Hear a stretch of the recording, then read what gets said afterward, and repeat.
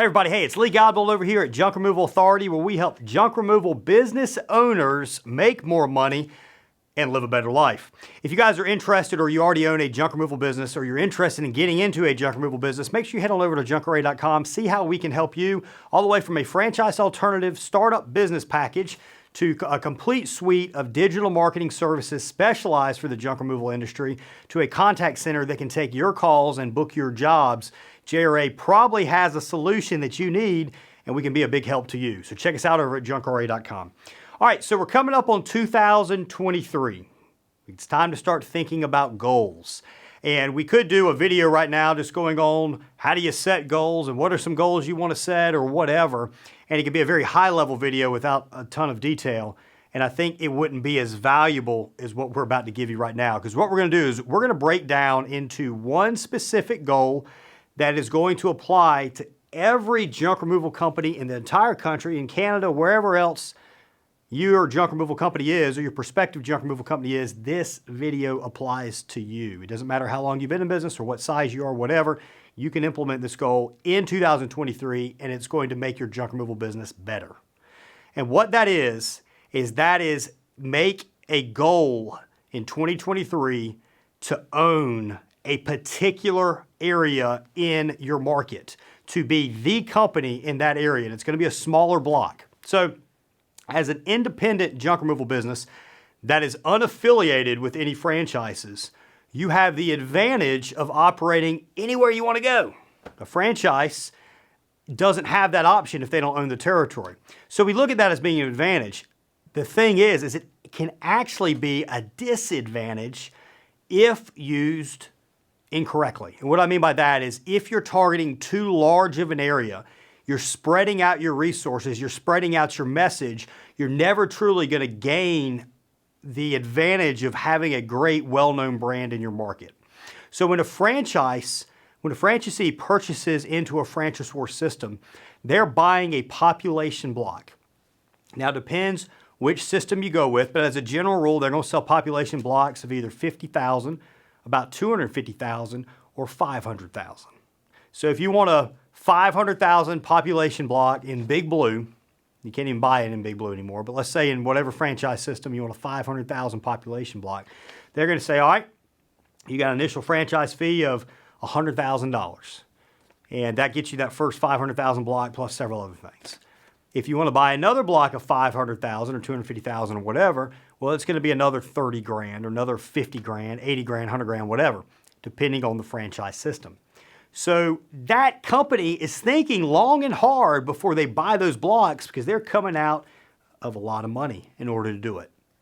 That sounds like a disadvantage, which it really is, but it can be an advantage from the aspect of they're going in and they're buying a population block of 500,000, and they're like, you know what? We are going to own this little block of 500,000 people or 200,000 people, whatever it might be.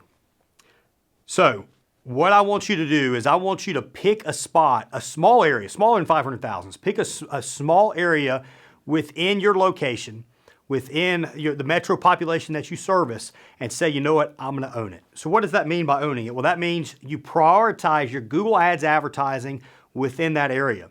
You have individual landing pages set up for each one of those cities within your area.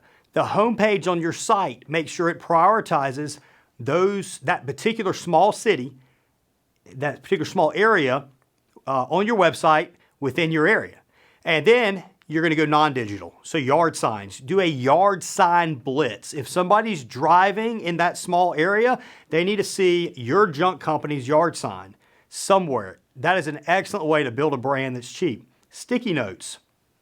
In addition to doing the sticky notes after jobs, do a blitz. If your guys have time available, and this time in the winter they do, go to the back side of all these mailboxes and slap your sticky note on the back side of the mailbox. You do the back side of the mailbox, you slap the sticky note on the back side of the mailbox so the Postal Service doesn't slap you for putting stuff on their property.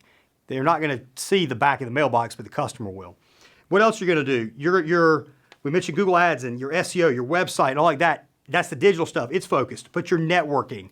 Find networking groups to participate in. If you're a veteran, American Legion, everybody should be a member of the Chamber of Commerce in this smaller area. You should look for areas to volunteer and get involved. Maybe it's putting your truck to work in some area as a volunteer. So you need to get personally known in your particular market.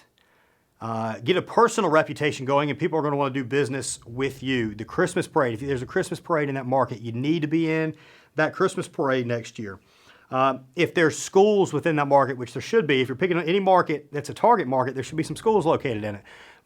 Sponsor athletic events at those schools. There ought to be a banner at the football field and inside the basketball gymnasium. There should be a banner with your company information on it. If billboards, if you have any highways that go through this area or any areas that sell billboards, you should have a billboard out there in this area. Again, you're trying to be everywhere, no matter where anybody goes that lives inside that area or travels throughout that area, they should see something about your junk removal business. If you do that, what's going to happen if you're doing all the non-digital stuff is your non-digital, all the networking and the yard signs, the sticky notes and everything we just mentioned, your non-digital is going to prop up your digital. Now you're probably saying, well, what do you mean by that, Lee? Why do I have to do all this work to make my digital advertising work? Well, what happens is even though you're putting out all these signs and they need to be well branded, these well branded signs and all like that, people are seeing them, they're seeing you do junk removal, but they don't necessarily remember the company name, or maybe they do. And what happens is they go online and they say, hey, I've been seeing this junk removal around, I need some junk removal. So they search for junk removal.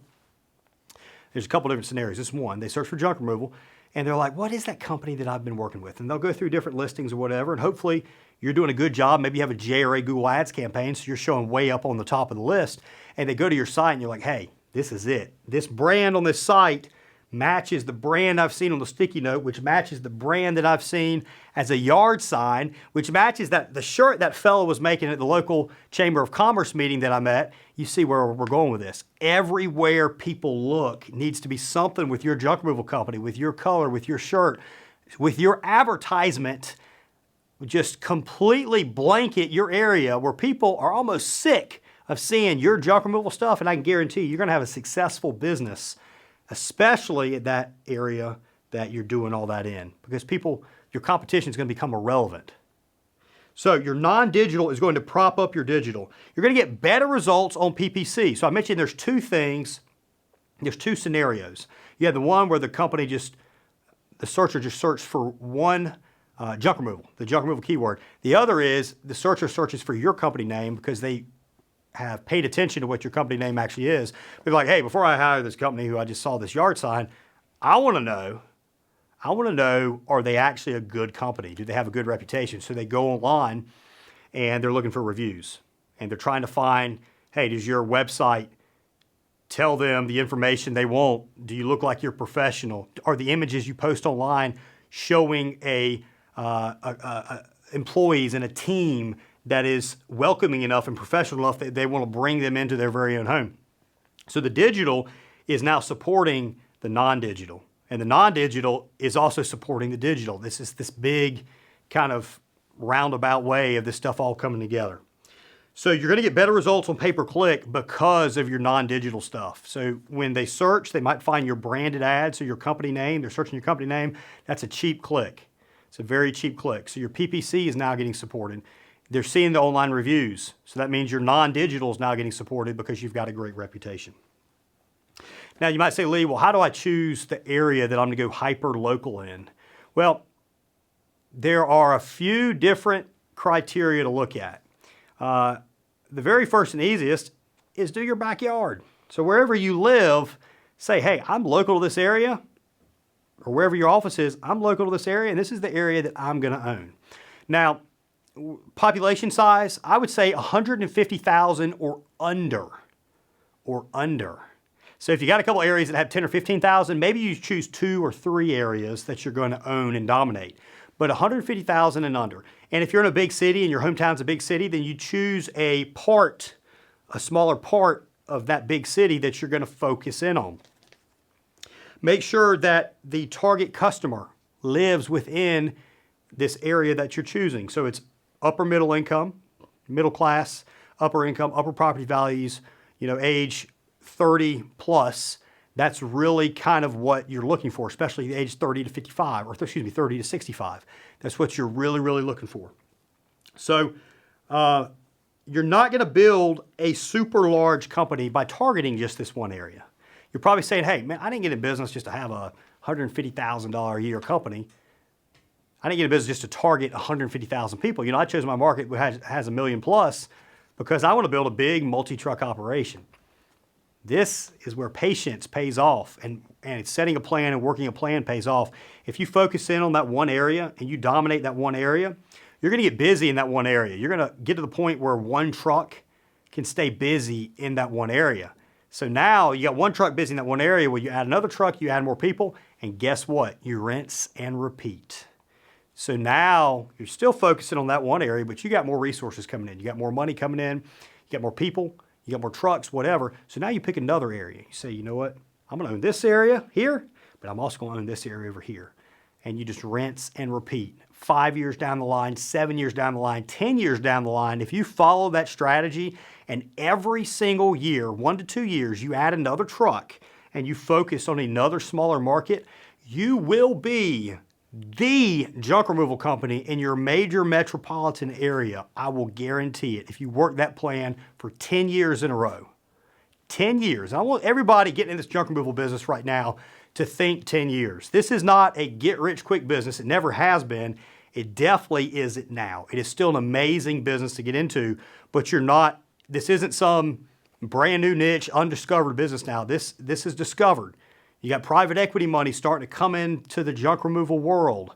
So they're not thinking short term, they're coming in because they're thinking long term. The only way that you're going to beat the private equity money, the only way that you're going to maybe set your business up to let that equity come in and buy you out for millions of dollars and make you set for the rest of your life is you to think 10 years. We used to say think 2 years or 5 years. I'm telling people think 10 years now.